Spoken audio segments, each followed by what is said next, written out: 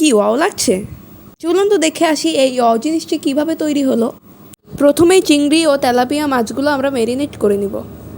প্রথমে দিলাম 1 চামচ হলুদ, 2 চামচ গুঁড়ামরিচ দিয়ে দেব। এবার দিয়ে দিব স্বাদমতো লবণ। ভালোভাবে মেখে নেব।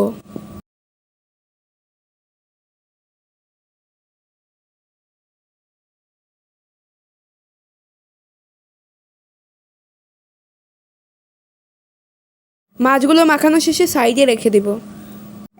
1 চা চামচ জিরা দিয়ে দেব, 2টা থেকে 3টা এলাচ দিয়ে দিলাম রসুন। এবার আম্মু মশলাগুলো বেটে নিচ্ছে। মশলাগুলো বাটাতে থাকুক, এর মধ্যে আপনারা লাইক কমেন্ট শেয়ার করে ভিডিওটা ভাইরাল করে দিন। কড়াইতে পেঁয়াজ মরিচ দিয়ে দিব। গাইস, অফ ক্যামেরা আমি পেঁয়াজটা বেটে নিয়েছিলাম, আমি ক্লিপ নিতে ভুলে গিয়েছিলাম।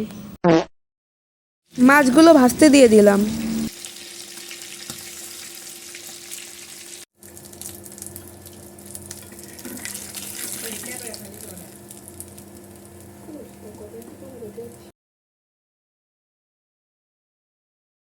চিংড়ি মাছ ভাজতে দিয়ে দিলাম।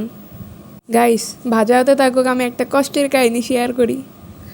গাইস, আমি এতটাই বলে যে আমি ভালো সাউন্ডটাই নিতে ভুলে গেছি।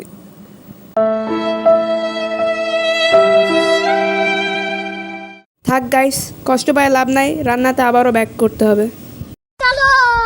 পরিমাণ মতো তেল দিয়ে আমরা পেঁয়াজ মরিচটাকে সুন্দরভাবে ভেজে নিব।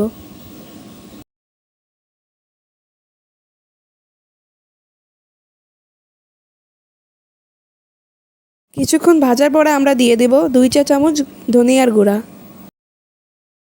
দিয়ে দেব 2 চামচ গুঁড়া মরিচ,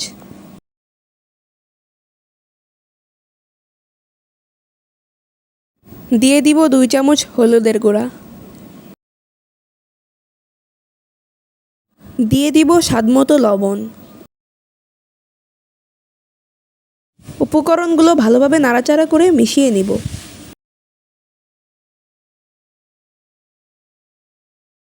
আগে আগে বেটে রাখা মশলাগুলো একে একে দিয়ে দিব।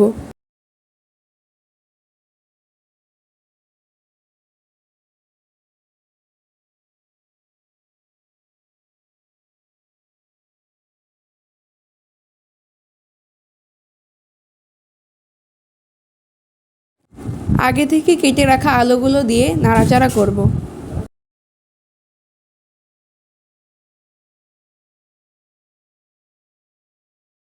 মশলার পানিগুলো দিয়ে দিব।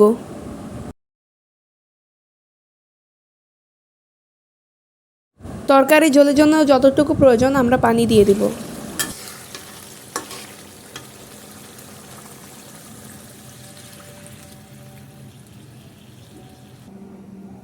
এবার দিয়ে দিব পেঁয়াজ বাটা।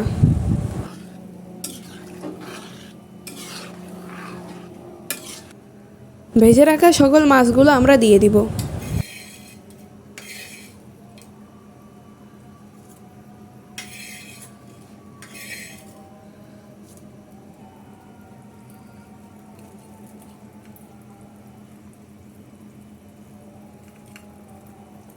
গাইস, ভিডিওটি কেমন লাগলো অবশ্যই কমেন্টে জানাবেন।